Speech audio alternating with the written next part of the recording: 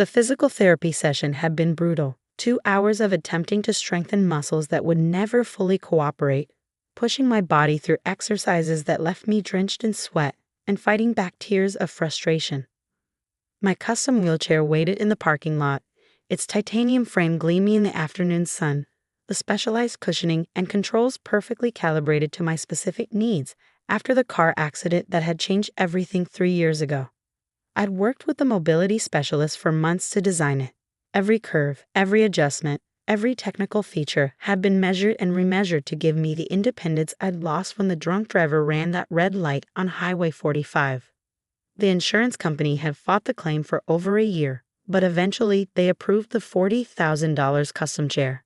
It wasn't just equipment, it was my freedom, my dignity, my ticket back to something resembling a normal life. The drive home was peaceful.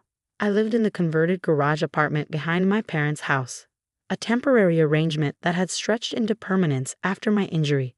Dad had installed the ramp with his own hands, working evenings and weekends to make sure the slope was perfect. Mom had helped arrange the space to be accessible, moving furniture and reorganizing storage to accommodate my needs.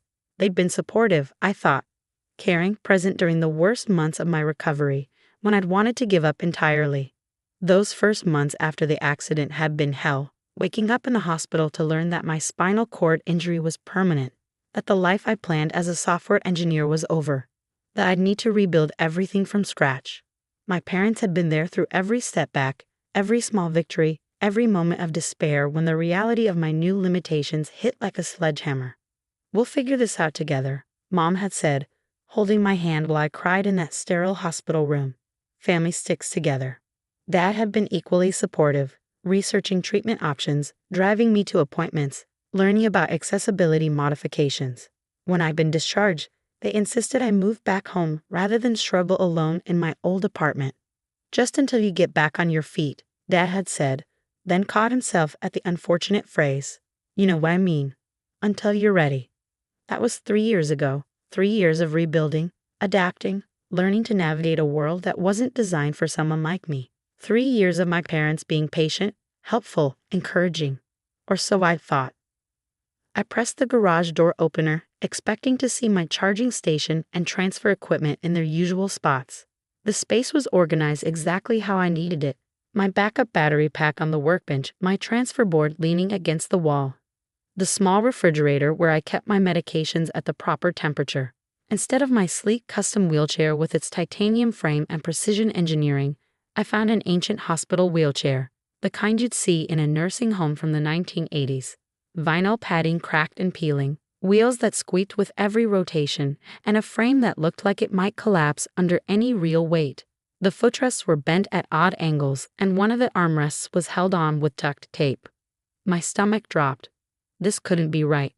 Maybe there was some mistake, some mix-up with a delivery or repair service.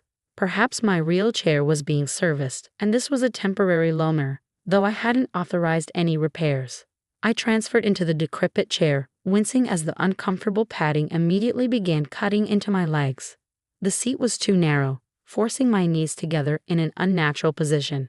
The backrest provided no lumbar support, and I could feel my posture collapsing within seconds. The wheels pulled to the left, making navigation nearly impossible.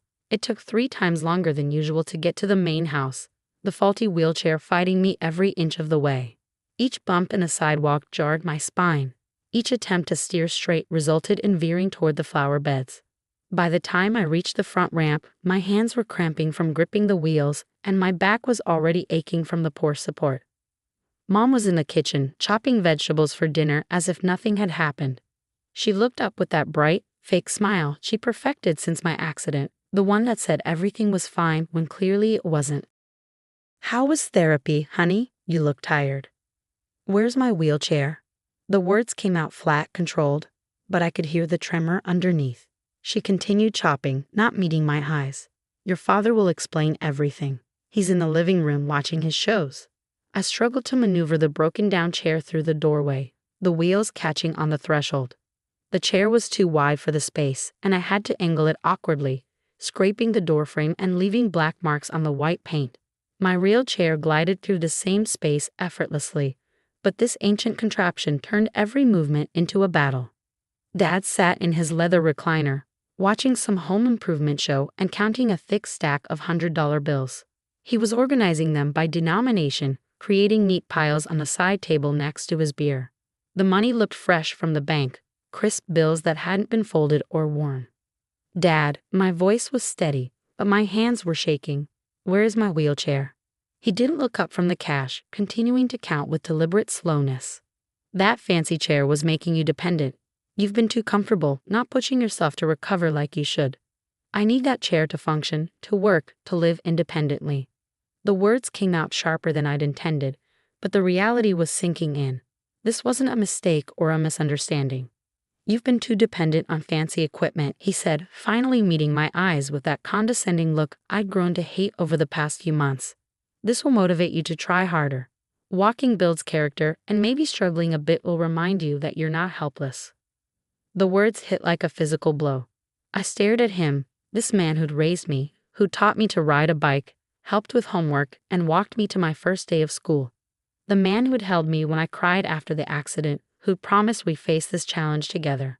The same man who was now sitting there with cash in his hands, having sold the one thing that gave me dignity and independence. "You sold it. Got a good price too. Some family from across town. Their son needed a quality chair. At least it's going to someone who'll appreciate it instead of taking it for granted." The rage built slowly, starting in my chest and spreading outward like fire. But I didn't scream. I didn't curse. I didn't throw the tantrum they'd probably expected from their dependent son who couldn't handle reality. "Where did you find this replacement?"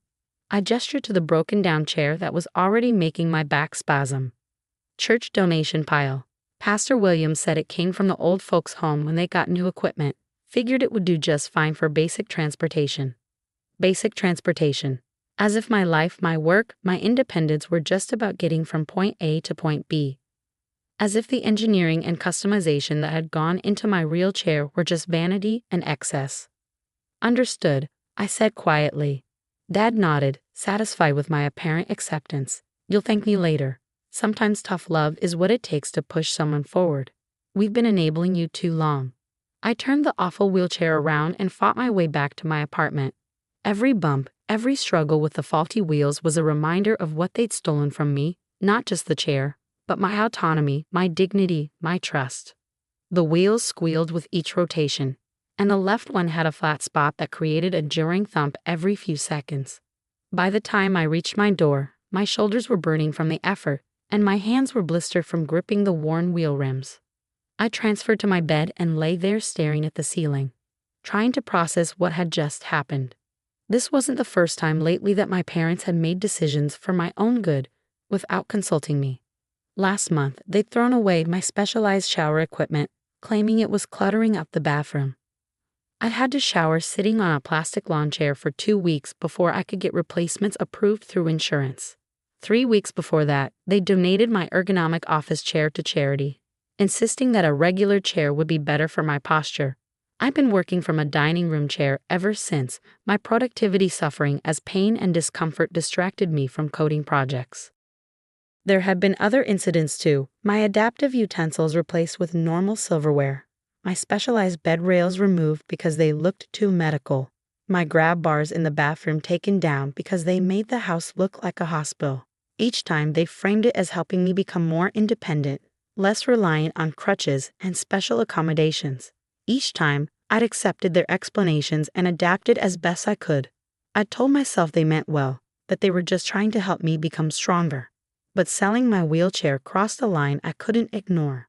That night, I sat at my computer, staring at the screen for a long time before logging in. My fingers hovered over the keyboard as I accessed the insurance fraud database I'd helped design in my previous life. Before the accident, when I'd worked as a forensic accountant specializing in disability and medical fraud for a major insurance company. The work had been fascinating, tracking patterns of suspicious claims, identifying healthcare providers who were billing for services never rendered, uncovering elaborate schemes where people faked injuries or exaggerated disabilities for financial gain. I developed algorithms that could spot anomalies in billing patterns and created systems that flagged potential fraud for human review. The irony wasn't lost on me that I was now using those same skills to investigate my own family. The system recognized my credentials immediately, though I technically wasn't supposed to have access anymore since my medical leave had expired. But bureaucracy moved slowly and my login still worked. I built half the algorithms that tracked suspicious patterns in benefit claims, had spent years hunting down people who exploited the system for personal gain. Now I was about to use those same tools for something entirely different. I started with my own file, pulling up every claim, every payment, every transaction tied to my disability benefits. What I found made my blood run cold. For the past 3 years, since right after my accident, someone had been collecting Social Security disability payments in my name. Monthly checks of $1,847, every one of them deposited into an account I'd never seen before.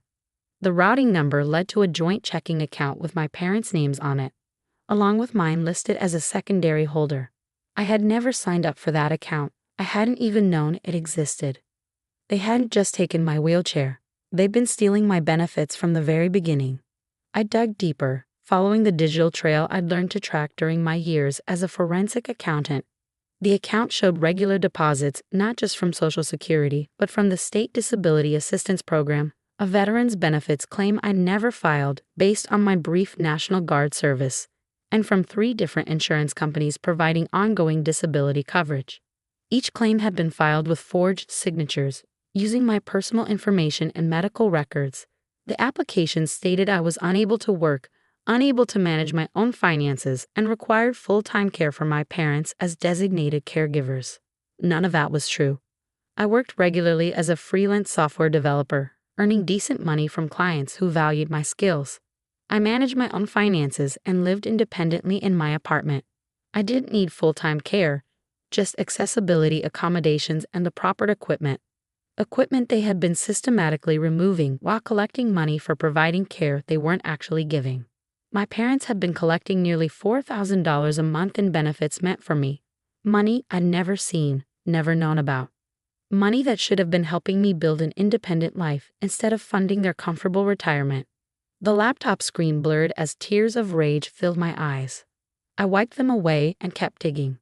Bank records showed the money had been used for home improvements, vacations to Florida and Vegas, a new truck for Dad, jewelry, and shopping sprees for Mom. They'd built a life of comfort on my disability, literally profiting from my suffering, while convincing me they were making sacrifices to help me. But there was more. The wheelchair sale was just the latest in a pattern I was now beginning to see clearly. They'd been selling my medical equipment and collecting insurance money for replacement items that never actually got replaced. My original hospital bed, worth $3,000, had been sold 6 months ago and replaced with a basic mattress on the floor. The insurance claim listed it as damaged beyond repair due to a fabricated accident. My shower chair, worth $800, had been sold and never replaced. Physical therapy equipment, mobility aids, even my specialized cushions and supports, all sold, all replaced with inadequate substitutes or nothing at all. Each sale had been reported to insurance as damaged beyond repair or medically unnecessary, based on forged doctor's notes. Replacement claims were filed and approved. The replacement money went into their accounts while I made do with increasingly inadequate equipment that made my daily life more difficult and painful. I pulled up their tax records next, another area of expertise from my previous career. They'd been claiming me as a dependent while simultaneously collecting benefits on my behalf, double-dipping the system in multiple ways. They'd also been deducting caregiver expenses for taking care of me, expenses that included their mortgage payments, utilities, and entertainment costs. According to their tax filings, they were spending $6,000 a month caring for me, while I was actually paying my own rent, utilities, and food costs from my freelance income. They were claiming medical expenses they'd never paid, travel costs for my care that were actually their vacations, and equipment purchases that had never been made. The scope of the fraud was staggering. Over 3 years, they'd stolen nearly $150,000 in benefits and fraudulent claims, all while I struggled to rebuild my life and maintain what little independence I had left. They turned my disability into a profitable business, with me as an unwitting partner who never saw a penny of the proceeds. I sat back in the terrible wheelchair, my legs cramping from the poor support, and felt something cold settle in my chest. Not anger anymore. Something more focused, more determined. I opened a new document and began typing, creating a comprehensive report of everything I found. Bank records, insurance claims, tax filings, forged documents, all organized into a clear timeline of fraud that any investigator would be able to follow. But I wasn't ready to turn them in yet, not until I understood the full scope of what they'd done. I spent the next several hours digging deeper into their financial records, tracking down every account, every transaction, every fraudulent claim.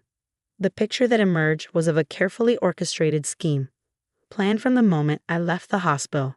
They had seen my accident not as a tragedy, but as an opportunity, a chance to secure a steady income stream while positioning themselves as heroic caregivers making sacrifices for their disabled son. The next morning, I transferred into the broken wheelchair again and made my way to the main house. Every movement was a struggle, every bump a reminder of what they'd stolen. Mom was making pancakes, humming to herself like she hadn't a care in the world. "Morning, sweetheart. You seem more mobile today. See? That old chair is working just fine. Maybe this will teach you not to take things for granted." I watched her flip pancakes with my benefit money, paying for the expensive organic flour, the real maple syrup, the farm-fresh eggs. Money that should have been mine, being spent on luxuries while I struggled with inadequate equipment. "We need to talk," I said. Dad emerged from the bedroom, already dressed for his day of not working, funded entirely by my disability payments. He looked refreshed, well-rested, the picture of a man without financial stress or responsibility. "About what?" "I hope you're not still upset about the chair. You'll adjust. It's just a matter of attitude." I accessed my benefit records last night. The spatula froze in Mom's hand. Dad's coffee cup stopped halfway to his lips. The kitchen fell silent except for the sizzle of pancakes on the griddle. I know about the Social Security payments, the state benefits, the veterans' claims, the insurance fraud. All of it. Mom turned slowly, her face pale beneath her carefully applied makeup. "Honey, we can explain. You've been stealing from me for 3 years." My voice was calm, matter-of-fact, but I could see the impact of my words in their faces. Nearly $150,000 in benefits and fraudulent claims. Dad set his coffee down hard, sloshing liquid across the counter. "Now wait just a minute. We've been taking care of you, housing you, feeding you. That money helps cover your expenses." "What expenses? You sold my medical equipment and pocketed the insurance money. You've been living off my disability while I made do with broken-down charity equipment."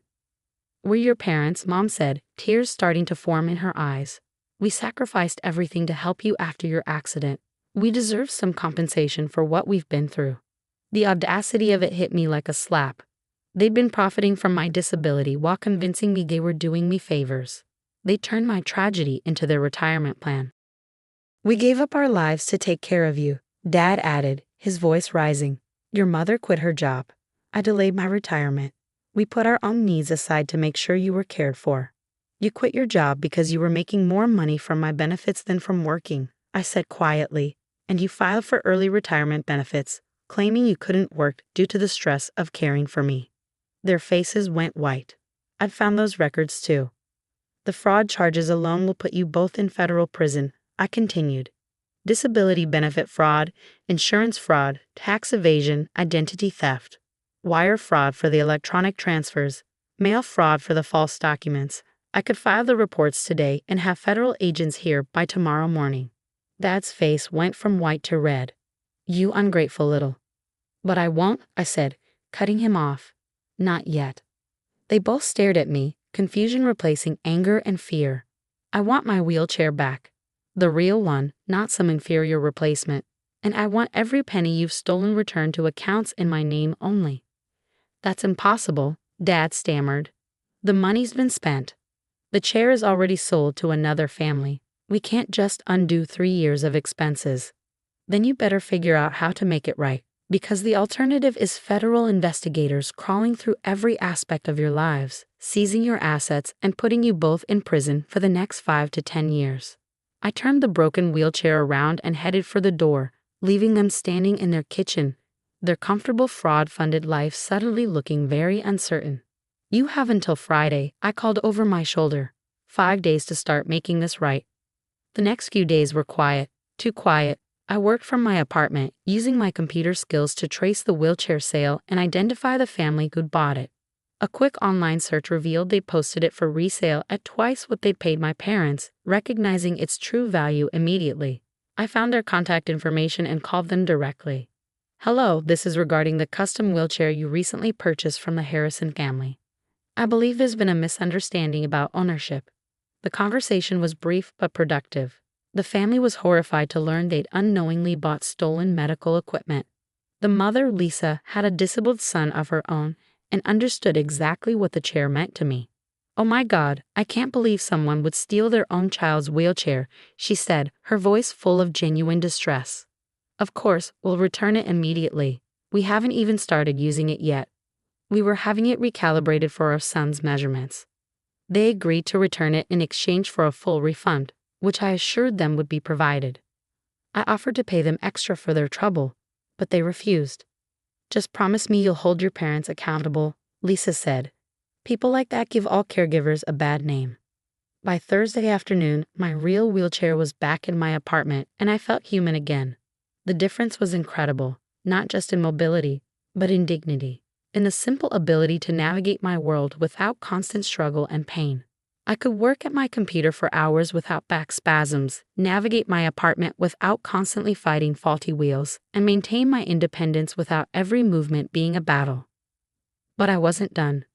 I spent Thursday evening documenting everything: photographs of the inadequate equipment they forced me to use, screenshots of all the fraudulent accounts, copies of every forged document. I created a comprehensive timeline showing exactly how they'd systematically exploited my disability while positioning themselves as selfless caregivers. Friday morning, I received a call from Mom. Her voice was carefully controlled, but I could hear the fear underneath. "We've been thinking about what you said," she began cautiously. "Maybe we can work something out. Come to dinner tonight and we'll discuss making things right." I agreed, but I wasn't optimistic. The tone in her voice suggested this was more about damage control than genuine remorse. I arrived at 6, rolling up the ramp in my proper wheelchair, feeling strong and mobile again. The difference in how they looked at me was immediate. They'd gotten used to seeing me struggle in inadequate equipment, and my restored independence clearly made them uncomfortable. Dad was pacing in the living room when I entered, his usual confident demeanor replaced with nervous energy. Mom sat on the couch, twisting a tissue in her hands and avoiding eye contact. "We've talked to a lawyer," Dad announced without preamble. "Have you?" "He says what we did isn't technically fraud. You're our dependent, living in our house. We're entitled to manage your benefits as your caregivers." I almost laughed. "Is that what he told you?" "We're willing to give you a small allowance from the benefits going forward," Mom added quickly. "Maybe $500 a month for personal expenses, but the rest needs to cover your care and housing." They were trying to negotiate to minimize their crimes and maintain control. They still didn't understand what they were dealing with. "We've been more than generous," Dad continued. "Housing you, feeding you, taking care of all your needs. That money is compensation for the sacrifices we've made." "Let me share something with you," I said, pulling out my phone.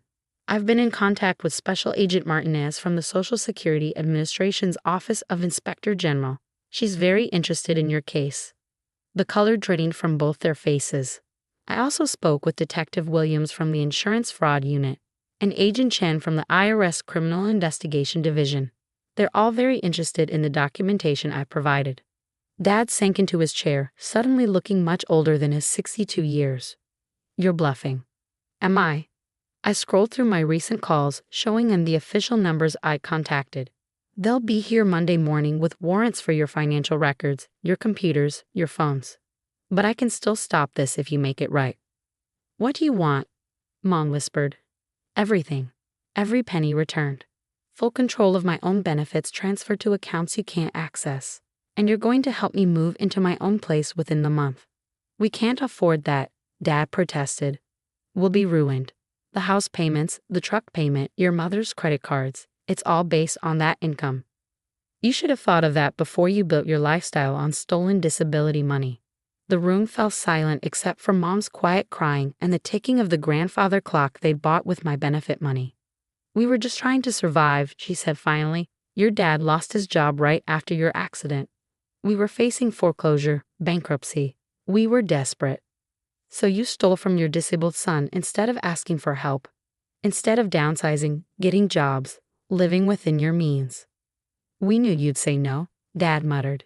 You were so focused on your recovery, your independence, you wouldn't have understood our situation.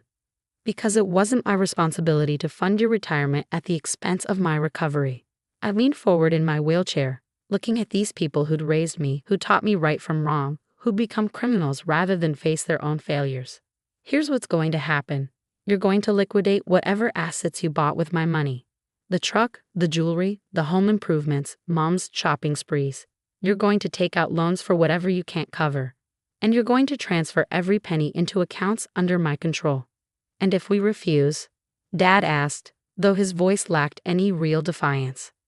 Then Monday morning, you'll be arrested for federal fraud charges. The house will be seized as proceeds from criminal activity. You'll spend the next 5 to 10 years in federal prison, and you'll still owe full restitution when you get out.